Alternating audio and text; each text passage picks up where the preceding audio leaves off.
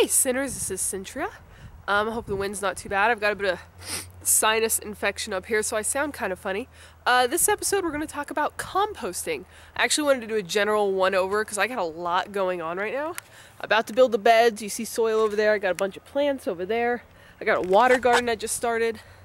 I've got my seedlings are doing great. I got a whole bunch of stuff going on, but composting, focus. So, composting is breaking down of organic materials and making them into a usable material for like dirt growing, a soil amendment, because you have to call it an amendment if it's not manufactured. Like vitamins can't be considered medicine. It has to actually be pharmaceutical medicine. You can't call compost fertilizer because it's not manufactured. So composting is you get your kitchen scraps, your yard waste, and you put it together and you make dirt. And there's, I went to technically I'm a master composting intern for the city of Arlington after I get 20 community hours, which this video helps a little bit. I will become a master composter for the city of Arlington. So there's a lot of benefits to composting besides your own personal uses. One graph that I looked in one of the books that I was provided during the class said something close to 20% of the waste that ends up in the dump in the city of Arlington, Texas, is yard waste. Branches, leaves, grass clippings. You know, every time you mow your lawn, if you're not leaving the grass on there, you're talking several bags of yard clippings, and people toss them out on the curb.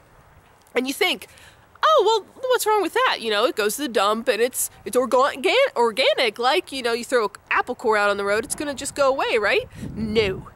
They throw it down there, they bury it, and there's several things that are needed for decomposition to happen, which is what composting is. And that's air and water. And in the landfill, it gets thrown in there and stuff gets put on top of it and top of it and top of it and top of it. And it never gets air or water, so it never actually breaks down. And what does break down, I get the words mixed up, it's either anaerobic or one of those fancy words, which basically means a lack of air when it does break down, if it breaks down, and it produces a lot of methane. And actually at the dump here in Arlington, they take that methane and they actually pump it over to a plant in like Fort Worth and they use it to make energy, which is like great, but that still doesn't affect 20% of the stuff going out is yard waste, and that can be used to make compost. And it's just another form of recycling, except you don't stick it in a bin or take it to another place, you recycle it in your backyard. So it's taking something that can be used, something generally you paid for, you know, whether you paid for your property, you paid for the leftovers of the banana peels and the stuff at the store. That's stuff you've paid for and you're throwing away part of it when you can actually still use it. And again, and now if you do grow outside a lot and you're buying fertilizers, if you have compost, you don't need fertilizers. Because you're amending the soil, you're giving the soil nutrients, and you're basically making it alive again by adding compost to it. So it's just kind of a cycle. There's just a lot of different benefits to doing it. But all that aside, I know that's a lot, and there's a whole lot more. This is just a brief overview real quick. So there's 4 ways to actually compost, okay? So you need some materials, and then you need 2 types of materials. They're called browns and greens, or things that produce carbon or nitrogen, or some people go protein and carbohydrates.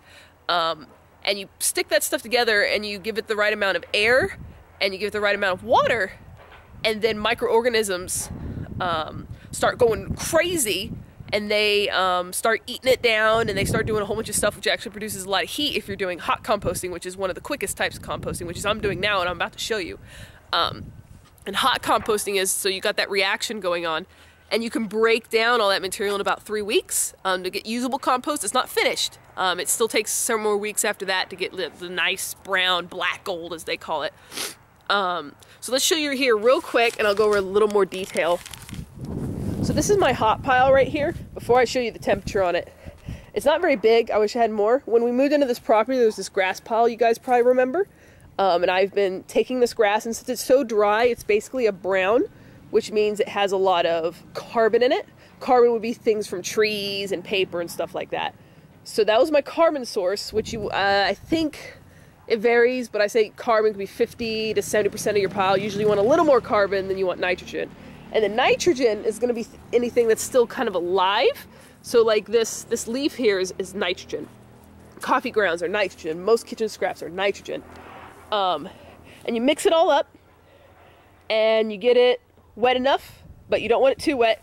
I'm scared because there's actually ants in here, but you're supposed to be able to squeeze it, and if it stays kind of together, which it does a little bit, that's about the right amount of moisture. But if you squeeze it and it's dripping, it's too much wetness. So I've got this all together. I put this together about 3 days ago.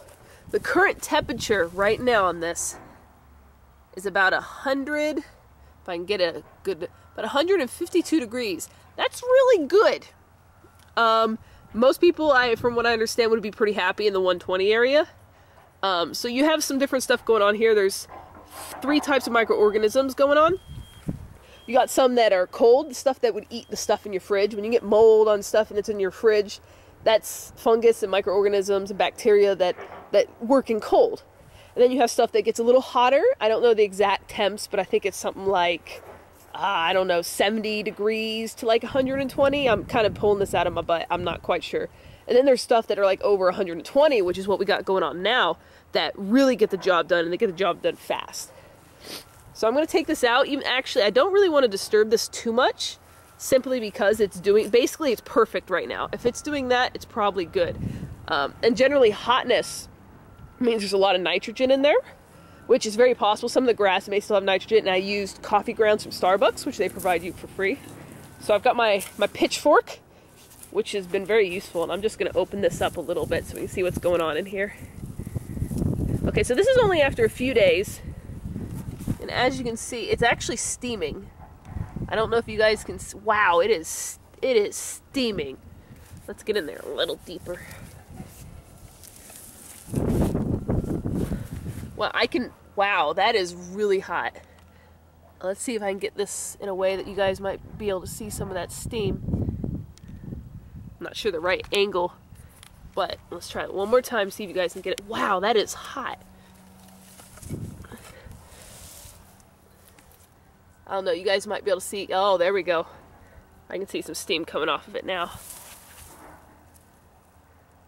Yeah, there's definitely some steam. I'm very excited. First time I've seen a truly steamy pile.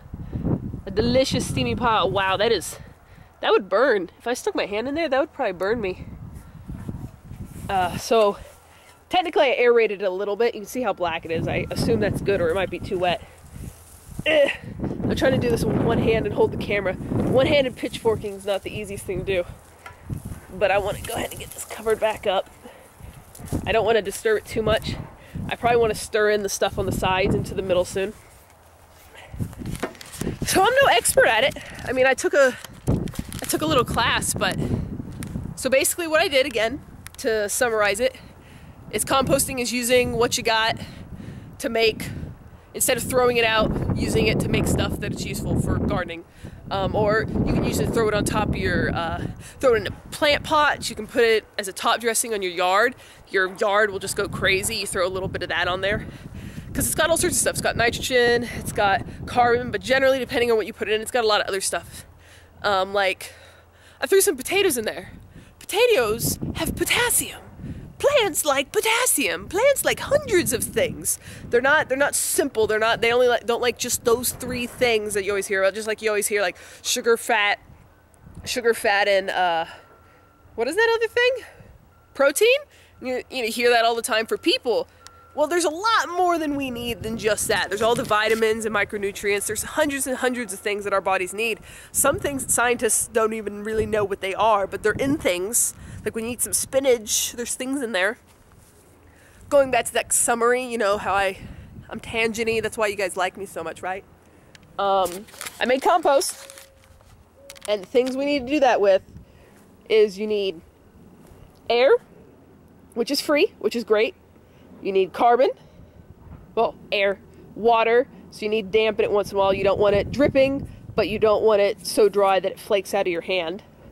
Like this stuff that probably is, oh God, that's so warm. Like this is probably the right wetness. Okay, it's not balling up. It's balling up a little bit. That stuff's pretty wet. It's sticking to my hands.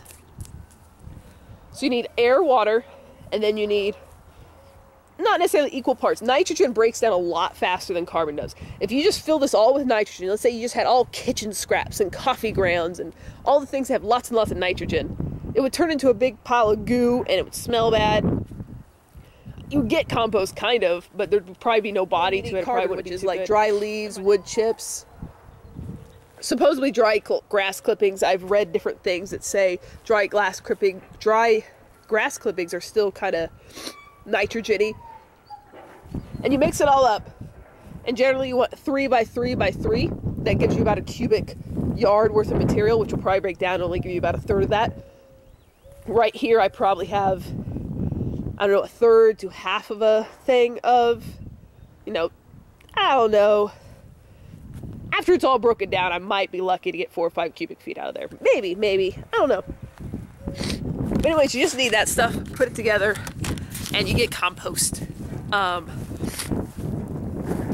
if you're in the area, I really encourage you guys, if you garden at all, I'm going to get into the shade a little bit. The sun's like freaking me out. If you guys garden at all, I'm going to encourage you guys to go to your local city websites. That's how I found this composting class. I was just looking to see if there's any municipal compost, because sometimes the dumps create compost out of just when people send the yard scraps. Instead of throwing it in the dump, they make compost, which ours doesn't do right now, but they're pushing for. And I found this class, so I attended it. I would encourage you guys to look. Like in the city of Arlington, they provide a class every month. It's free. It's just, I think it's 2 or 3 hours. I don't know the exact specifications, so don't quote me on this.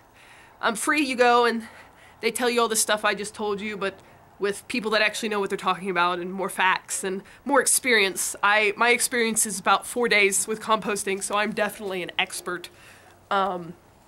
Sarcasm. But most cities have stuff like that. So, you know, go on that website, go to Arlington, Texas, arlingtontx.gov would be ours in Arlington, Texas. And you could attend the classes for free. But again, most larger cities probably are having different programs like that. Like there's a Master Gardeners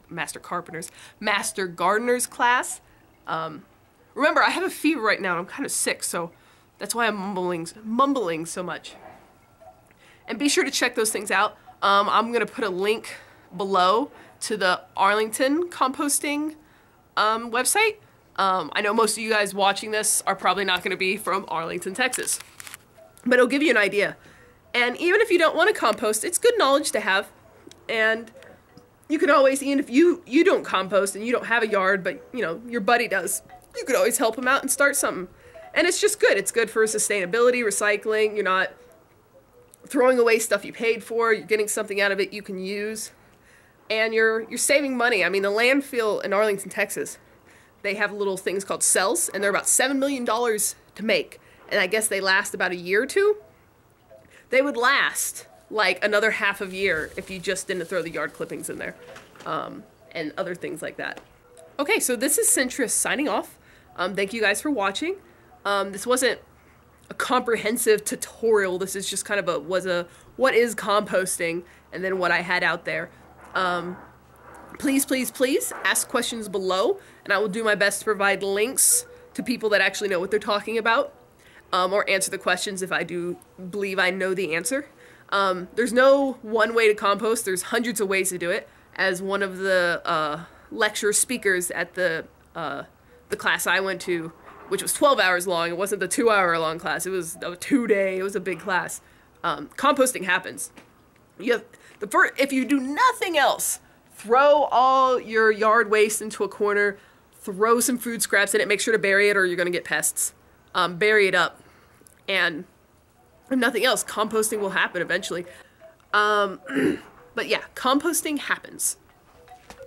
So after a year or two, you'll have some compost back there. But if you don't want to wait a year or two, you can do what I'm doing and get it 3 weeks for something you can kind of use. A couple more weeks to get something real nice if everything's going well. And so far, mine seems to be going great.